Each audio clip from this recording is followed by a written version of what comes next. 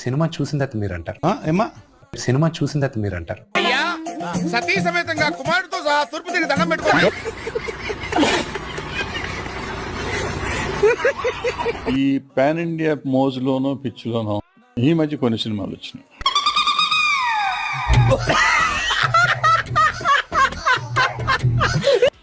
ఎందుకు తీస్తుంది ఎంత ఘోరం జరిగిపోయిందిరా. నేను బాహుబలిని దాటాలి, త్రిబుల్-ఆర్ని దాటాలి,